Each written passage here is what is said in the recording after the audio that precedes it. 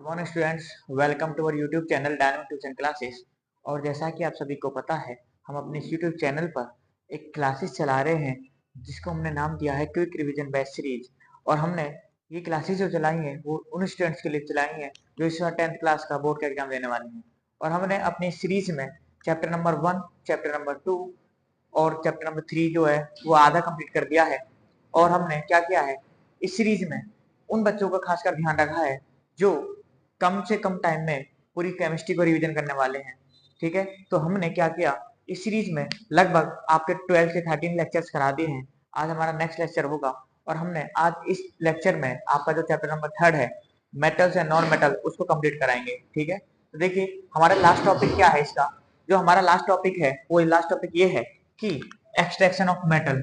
हमारा जो last topic है वो है एक्सट्रैक्शन ऑफ मेटल। तो जो एक्सट्रैक्शन ऑफ मेटल है, हम इसके बारे में पढ़ेंगे क्या होता है एक्सट्रैक्शन ऑफ मेटल। देखिए, अगर मैं तुम्हें नाम से बताऊं, एक्सट्रैक्ट मतलब किसी चीज को बाहर निकालना, तो हम क्या करते हैं, मेटल को बाहर निकालेंगे। मतलब जैसे हम अर्थ क्रस्ट से मेटल को डक करके खोद के बाहर निकालते हैं ना।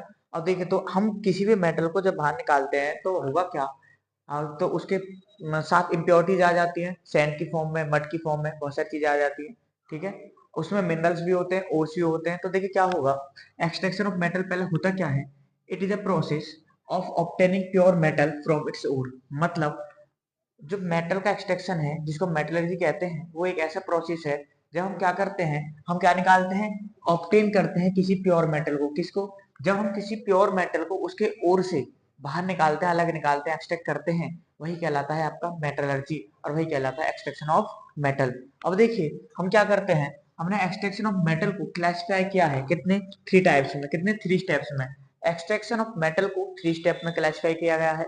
और जो हमारे क्या है, पहला है एनरिचमेंट ऑफ ओर। हम पहले क्या करेंगे, ओर को एनरिचमेंट करेंगे, मतलब बोले तो कंसंट्रेट करेंगे। इसका मतलब ये है कि जो उसके अंदर जो मर्स वगैरह है, पहले ओर में से उसे निकाल लेंगे।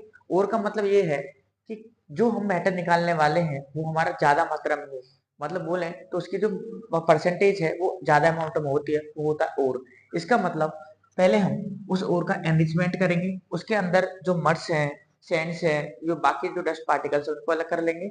और दूसरे स्टेप में हम क्या करेंगे, extraction of metal from the concentrated ore. तो वो जो कंसंट्रेटेड ओर बन जाएगा उसको क्या करेंगे, उसमें से मेटल को एक्सट्रैक्ट करेंगे। जो भी कंसंट्रेटेड ओर बनेगा उसमें से मेटल को एक्सट्रैक्ट करेंगे। और उसके बाद क्या, लास्ट स्टेप क्या होगा, उस मेटल का क्या करेंगे, रिफाइनिंग। क्या करेंगे, उस मेटल का हम करेंगे रिफाइनिंग। देखिए इनके भी बहुत सारे स्टेप्स होते हैं। जैसे जो हाईली रिएक्टिव मेटल्स होते हैं उनका अलग स्टेप होता है, और जो लीस्ट रिएक्टिव मेटल्स होते हैं उनका अलग होता है, और जो मॉडरेटली होते हैं उनका अलग स्टेप होता है रिफाइन करने का। तो देखिए हम वन बाय वन सबको पढ़ेंगे। आप अब हमारा देखिए, मैंने एक पॉइंट लिखा हुआ है गैल्वेनाइजेशन। क्या लिखा हुआ है, गैल्वेनाइजेशन।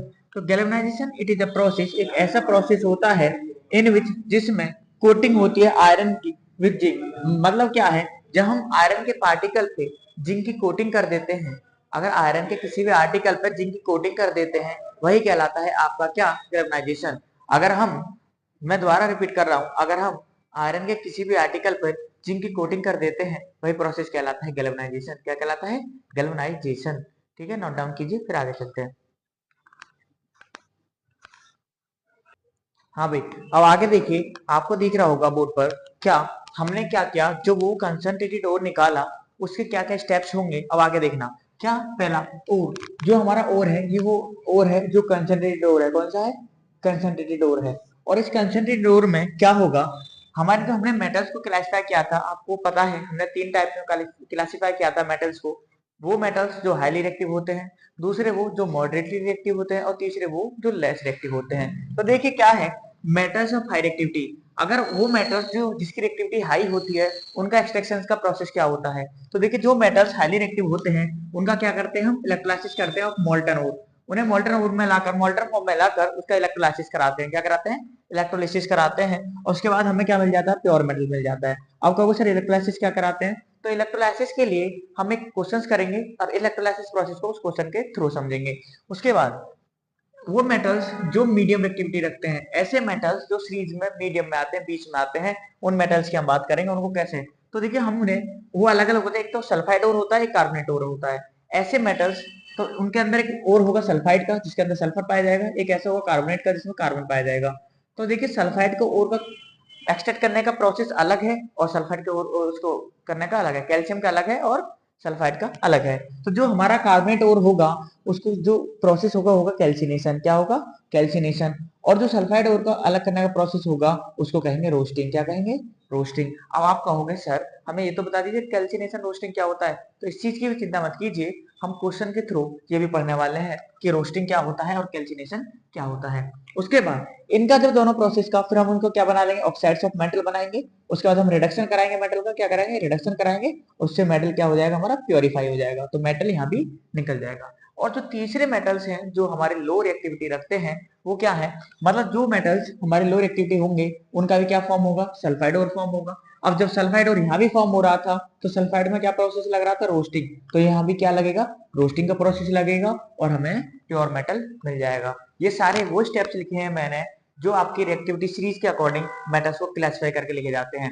मतलब जो हाईली रिएक्टिव मेटल्स होंगे वो इलेक्ट्रोलाइसिस से निकलेंगे, जो मॉडरेटली रिएक्टिव मेटल्स होंगे वो कार्बोनेट और सल्फाइड और से कैल्सिनेशन और रोस्टिंग का प्रोसेस होगा, और जो लो रिएक्टिव मेटल्स होंगे वो भी कौन सा? रोस्टिंग वाला प्रोसेस होगा। ठीक है, अब देखिए सारे प्रोसेस को हम जब क्वेश्चंस करेंगे उनके थ्रू समझ जाएंगे। नोट डाउन कीजिए। हाँ भाई, देखिए अब हम क्या करने वाले हैं, हम क्वेश्चन सॉल्व करने वाले हैं, वो सारे क्वेश्चन जो मोस्ट इंपोर्टेंट क्वेश्चंस हैं इस चैप्टर से। अब देखिए क्या है, हमने पहला क्वेश्चन लिखा हुआ है। पहला क्वेश्चन ये है कि शो, आपको ये शो करना है बाय द इक्वेशन, किससे? इक्वेशन से बताना है कि the product form when the zinc carbonate is heated in the absence of oxygen. मतलब जब आप जिंक कार्बोनेट को ऑक्सीजन की एब्सेंस में हीट करोगे तो क्या होगा? जब जिंक कार्बोनेट को, जिसको कहते हैं ZnCO3, अगर हम हीट करते हैं ऑक्सीजन की एब्सेंस में, मतलब जहां ऑक्सीजन नहीं है, तो क्या होगा? तो देखिए जब हमारा जिंक कार्बोनेट जो होता है ZnCO3, जिंक कार्बोनेट इसको कहते हैं जिंक कार्बोनेट। अगर हम जिंक कार्बोनेट को हीट करते हैं तो हमें मिलता है जिंक ऑक्साइड और मिलता है कार्बन डाइऑक्साइड। कौन सी गैस मिलती है? एक जिंक ऑक्साइड मिलता है और एक कार्बन डाइऑक्साइड मिलता है। इसका मतलब यही लिखा हुआ है कि जिंक ऑक्साइड जो सॉलिड फॉर्म में होगा और कार्बन डाइऑक्साइड जो गैसेस होगी वो बनेगी। दूसरा क्वेश्चन ये है, आपको रीजन देना है कि जो आयनिक कंपाउंड होते हैं, कौन से? द आयनिक कंपाउंड जो होंगे in general have high melting and boiling point. कि जो भी आयनिक कंपाउंड होते हैं, और आयनिक कब बनते हैं? जब इनका चार्ज सेपरेशन हो। जैसे अगर मैंने बोला NaCl का इलेक्ट्रोलाइसिस कराने से क्या होता है, अगर हम इसका इलेक्ट्रोलाइसिस कराते हैं तो Na पॉजिटिव और Cl नेगेटिव, तो क्या होगा? ये आयनिक कंपाउंड फॉर्म हो गया। क्या बन गया? आयनिक कंपाउंड बन गया। तो देखिए क्वेश्चन ने बोला है कि बताइए कि जो आयनिक कंपाउंड होते हैं उनका मेल्टिंग पॉइंट और बॉइलिंग पॉइंट हाई क्यों होता है? तो देखिए आंसर है the ionic compound have high melting and boiling point. जो भी आयनिक कंपाउंड होते हैं उनका मेल्टिंग और बॉइलिंग पॉइंट हाई होता है। क्यों होता है? Due to strong force of attraction. क्योंकि स्ट्रॉन्ग फोर्स ऑफ अट्रैक्शन होती है। क्या होती है? स्ट्रॉन्ग फोर्स ऑफ अट्रैक्शन होती है। सर किसके बीच में होती है? अपोजिटली चार्ज आयंस के बीच में। मतलब ये जो अपोजिटली चार्ज आयंस है, नेगेटिव है Na पॉजिटिव और Cl नेगेटिव, इनके बीच का जो फोर्स ऑफ अट्रैक्शन होगी बहुत ज्यादा स्ट्रॉन्ग होगी। इस वजह से इनका मेल्टिंग पॉइंट और बॉइलिंग पॉइंट हाई होता है। इन्हें ब्रेक करने में बहुत ज्यादा एनर्जी चाहिए होती है। ठीक है, उसके बाद नोट डाउन कीजिए। नेक्स्ट क्वेश्चन करते हैं, इसका बी पार्ट करते हैं। अब प्रॉपर नोट्स बनाइए। देखिए भाई हमारा जो अगर नेक्स्ट क्वेश्चन है, जो क्वेश्चन नंबर थर्ड है, वो क्या है? क्वेश्चन नंबर थर्ड ये है, an ore on treatment with, एक और है, क्या है? एक और है। ठीक है, एक और ऑन ट्रीटमेंट डाइल्यूट HCl। अगर किसी और को हम ट्रीट कराते हैं किसके साथ? डाइल्यूट HCl के साथ। किसके साथ? डाइल्यूट HCl के साथ। तो हमें गिव्स क्या देता है? एक स्मेल देता है। कैसी देता है? स्मेल देता है। और वो जो स्मेल आती है वो ऐसी आती है जैसे रोटन एग, जैसे सड़ा हुआ अंडा। ठीक है, रोटन एग की तरह स्मेल आती है। Name the type of this ore. तो पहले तो आपको ये बताना है वो ओर क्या, कौन सा होगा, उस कौन सा ओर है वो। दूसरा, how can the metal be obtain from its concentrated ore. तो इसने बोला है और इस टाइप के ओर से, कंसंट्रेटेड ओर से मेटल को कैसे बाहर निकाला जाता है। क्वेश्चन समझ में आया? क्वेश्चन ये है कि आपने एक क्या है, क्या आपके पास क्या है, एक ओर है जिसमें आपने किसी क्या करा, डायरेक्ट HCl के साथ क्या करा, ट्रीट कराया, और उससे आपको एक ऐसी स्मेल आई जैसे सड़े हुए अंडे की आती है। तो आपको ये बताना है कि वो ओर जो होगा कौन से प्रकार का ओर होगा, और उस ओर का जो प्रोसेस है उसे कैसे मेटल अलग कर सकते हैं। तो देखिए आपका the gas which give smell like a date of rotten egg. देखिए इसने बोला है वो गैस जिसकी स्मेल ऐसी होगी जैसे सड़ा हुआ अंडा, वो होगी हाइड्रोजन डाइसल्फाइड। जो होती है हाइड्रोजन सल्फाइड, क्या होती है? हाइड्रोजन सल्फाइड, जिसको कहते हैं H2S, वो गैस होगी H2S। और देखिए इसका मतलब जब H2S है और उसमें सल्फर है तो वो और किसका हो गया, और हो गया सल्फाइड, और किसका हो गया सल्फाइड। और मैंने आपको ये अभी बताया था थोड़ी देर पहले कि वो मेटल्स जो आपके लो रिएक्टिविटी होते हैं या मॉडरेट होते हैं, उसमें दो प्रोसेस होते हैं, कैल्सिनेशन, एक रोस्टिंग। और जो हमारा रोस्टिंग प्रोसेस होता है, हम उसमें क्या करते हैं, सल्फाइड और को ट्रीट कराते हैं, मतलब मेटल को बाहर निकालते हैं। तो वही तो है, इसी क्वेश्चन के जरिए देखिए मैं आपको बताने वाला हूँ व्हाट इज रोस्टिंग। तो देखिए the metal is obtain from the concentrate और ऑन इन टू स्टेप। हम इनके दो स्टेप पढ़ेंगे, कौन से स्टेप, दो स्टेप पढ़ेंगे।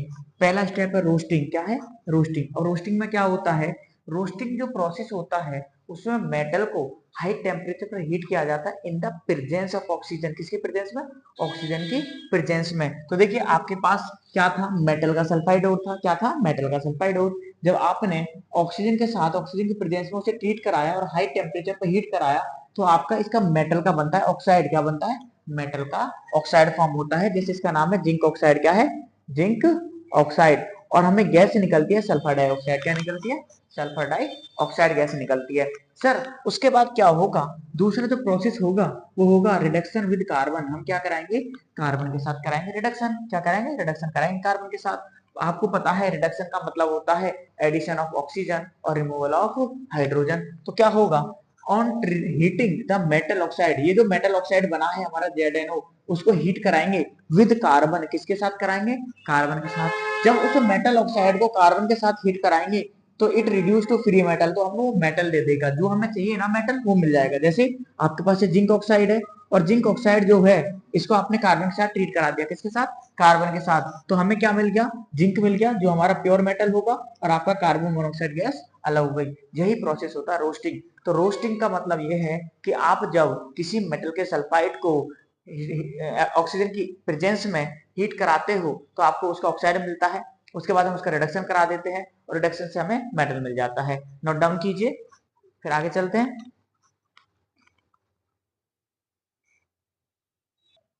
हाँ भाई, देखिए हमारा जो क्वेश्चन नंबर 4 है वो क्वेश्चन नंबर 4 क्या है, क्वेश्चन नंबर 4 ये कह रहा है कि गिव बिलो, नीचे जो दिया हुआ है, are the steps for the extraction of copper from its ore. हमें इस स्टेप्स में कॉपर को निकालना है उसके ओर से, क्या करना है, कॉपर को एक्सट्रैक्ट करना है उसके ओर से करना है।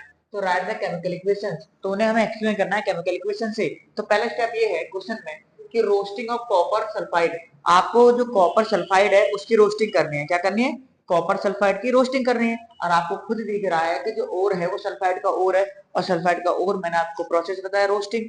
और रोस्टिंग में मैंने आपको बताया पहले ऑक्सीजन की प्रेजेंस में हम हीट कराते हैं, उससे उसका ऑक्साइड मिलता है, फिर उसका रिडक्शन करा देते हैं। तो देखिए पहले क्या होगा, आपने कॉपर सल्फाइड ले लिया जो है Cu2S, उसके बाद आपने क्या किया, ऑक्सीजन की प्रेजेंस में उसे हीट कराया। तो जब हमने ऑक्सीजन की प्रेजेंस में उसे हीट कराया तो हमें कॉपर का क्या मिला, ऑक्साइड मिला, क्या मिला, कॉपर का ऑक्साइड। उसके बाद उससे क्या गैस बाहर निकली, सल्फर डाइऑक्साइड गैस निकली। तो देखिए पहले स्टेप में होगा कि हमने उसके सल्फाइड ओर को ऑक्सीजन के प्रेजेंस में हीट कराया, हमें उसका ऑक्साइड मिला, क्या मिला, उसका ऑक्साइड मिला कॉपर का, और हमें सल्फर डाइऑक्साइड गैस बाहर निकल गई। उसके बाद दूसरा स्टेप क्या होता है, रिडक्शन ऑफ कॉपर ऑक्साइड। ये जो हमारा कॉपर ऑक्साइड बना है इसका रिडक्शन कराएंगे, फ्रॉम किससे कराएंगे, कॉपर सल्फाइड से। तो देखिए क्या होगा कि जब हमने रिडक्शन कराया कि Cu2O, क्या, जो कार्बन सॉरी कॉपर ऑक्साइड है और प्लस कॉपर सल्फाइड है, इसमें क्या होगा, जो आपका मेटल है कॉपर वो आपका निकल आएगा, जो आपका मेटल है एक्सट्रैक्ट हो जाएगा और सल्फर डाइऑक्साइड गैस बाहर हो जाएगी। ठीक है, यही है। उसके बाद तीसरा बोला है कि इलेक्ट्रोलाइटिक रिफाइनिंग, बताइए क्या होता है, इलेक्ट्रोलाइटिक रिफाइनिंग क्या होता है। तो देखिए अगर हम बात करें इलेक्ट्रोलाइटिक रिफाइनिंग में तो होगा क्या, सपोज कीजिए एक बीकर है, इसमें आपका इलेक्ट्रोलाइटिक सॉल्यूशन भरा हुआ है कॉपर सल्फेट का, किसका, कॉपर सल्फेट का। भाई दो एनोड होते हैं, एक नेगेटिव एक पॉजिटिव।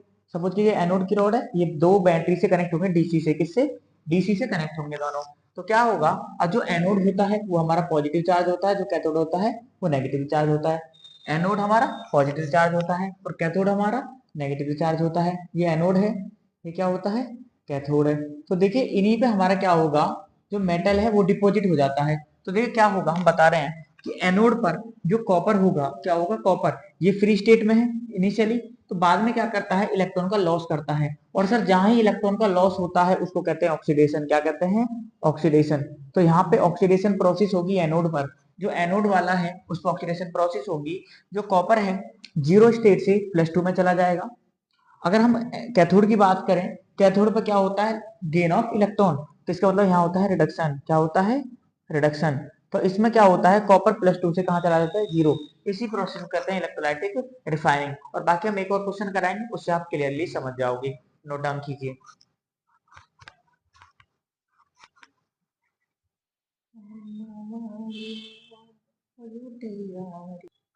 देखिए क्लास, आज हमारा ये जो क्वेश्चन है इस चैप्टर का लास्ट क्वेश्चन है, और फिर इस चैप्टर क्वेश्चन के बाद हम अपने चैप्टर को फिनिश करते हैं। तो क्वेश्चन क्या है last, right the steps involve in the extraction of pure metal in the middle of the activity series. देखिए हमें वो स्टेप्स लिखने हैं जो मेटल्स हमारे एक्टिविटी सीरीज में मिडिल में आते हैं, जो मॉडरेटली रिएक्टिव होते हैं, उनका एक्सट्रैक्शन का प्रोसेस क्या होता है, फ्रॉम देयर कार्बोनेट ओर। और लिखा भी क्या है, कार्बोनेट ओर। देखो अभी मैंने आपको सल्फाइड ओर बताया, जिसमें आपको बताया रोस्टिंग का प्रोसेस।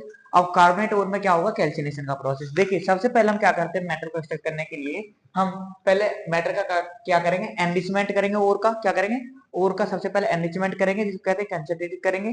तो सर कंसंट्रेशन का मतलब क्या है, सर किसी भी ओर में से जब हम उसे डक खींच निकालते हैं अर्थ क्रस्ट में से, तो हमारे उसके अंदर देखो मर्स आ जाते हैं, सैंड्स आ जाते हैं, ठीक है, और अलग अलग इम्प्योरिटीज आ जाती हैं। तो उसमें से उसी को कहते हैं गैंग, क्या कहते हैं, गैंग। तो उसी को गैंग कहते हैं। तो गैंग और मैट्रिक्स मस्ट बी रिमूव्ड। तो वो जो चीजें हैं पहले हम उन्हें रिमूव करेंगे, उसके बाद जो कंसंट्रेटेड ओर मिलेगा हम उसमें प्रोसेस लगाएंगे किसका, कैल्सिनेशन का।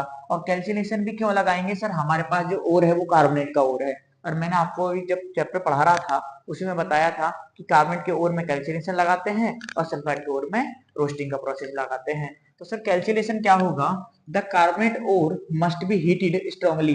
तो जो भी कार्बोनेट का ओर होगा पहले उसे आपको क्या करना है, स्ट्रांगली हीट करना है। उसके बाद in the absence of air, किसकी एब्सेंस में, एयर की एब्सेंस में। देखो आपने रोस्टिंग में क्या पढ़ा था कि आपको प्रेजेंस थी एयर की और स्ट्रांगली हीट करना था, लेकिन यहाँ पे क्या होता है, एब्सेंस होती है एयर की, किसकी, एयर की एब्सेंस होगी। तो कैल्सिनेशन में हम क्या करेंगे, कार्बोनेट के ओर को स्ट्रांगली हीट करेंगे एब्सेंस ऑफ एयर में, to convert them into metal ore. और जो किस में कन्वर्ट होगा, उसके मेटल ओर में होगा। तो देखिए क्या होगा, आपने जिंक कार्बोनेट ले लिया जो कार्बोनेट का ओर है, और जिंक क्या है, मेटल है। तो पहले आपने उसे स्ट्रांगली हीट किया एयर की एब्सेंस में, तो आपका जिंक ऑक्साइड बना और आपकी CO2 जो गैस है वो रिमूव हो गई। अगले स्टेप में क्या होगा, reduction by the more reactive metal. आप क्या करिए, रिडक्शन कराइए, या तो उस मेटल से रिडक्शन कराइए जो जिंक से ज्यादा रिएक्टिव हो, या फिर किससे कराइए, कार्बन के साथ रिडक्शन कराइए, किसके साथ, कार्बन के साथ। तो हमने क्या किया इस अगले स्टेप में, जिंक ऑक्साइड जो हमारा फॉर्म हुआ था उसको कार्बन के साथ क्या करा दिया, रिडक्शन। और आपको पता है रिडक्शन का मतलब होता है रिमूवल ऑफ ऑक्सीजन। तो यहाँ से ऑक्सीजन रिमूव हुई और किसके साथ, आपके कार्बन के साथ रिमूव हो गई। तो आपका क्या बन गया, कार्बन मोनोऑक्साइड, और आपका जो जिंक मेटल है वो अलग हो गया। और आपका लास्ट स्टेप क्या होगा, फाइनली द ऑब्टेन्ड मेटल, जो ऑब्टेन्ड मेटल होगा कैन बी रिफाइंड, उसको रिफाइन कर दीजिए बाय द इलेक्ट्रोलाइसिस, किसके द्वारा, इलेक्ट्रोलाइसिस के द्वारा, इन देयर सॉल्ट सॉल्यूशन। मतलब जिंक के ही सॉल्ट सॉल्यूशन में उसको क्या कर दीजिए, रिफाइनिंग कर दीजिए। ये हमारा प्रोसेस होता है कैल्सिनेशन। देखिए मुझे लगता है कि आप सभी इन सारे क्वेश्चंस को समझ गए होंगे। और देखिए अगर आप नहीं समझ आया तो वीडियो को रिपीट करके देख लीजिए, आपको आसानी से समझ में आ जाएगा। हमने आपका चैप्टर जो है मेटल्स और नॉन मेटल वो कंप्लीट करा दिया है। और आपका देखिए सबसे पहला काम है कि हमारे चैनल को सब्सक्राइब करना, अपने सारे दोस्तों को शेयर करना, जो उनका भी फायदा हो सके। ठीक है, तो आप देखिए हम अपनी क्लास को आज इतना ही रखते हैं। Thank you to all. और आप नेक्स्ट क्लास में जुड़ना ना भूलें, क्योंकि हम चैप्टर 4 स्टार्ट कराने वाले हैं नेक्स्ट क्लास में। Thank you.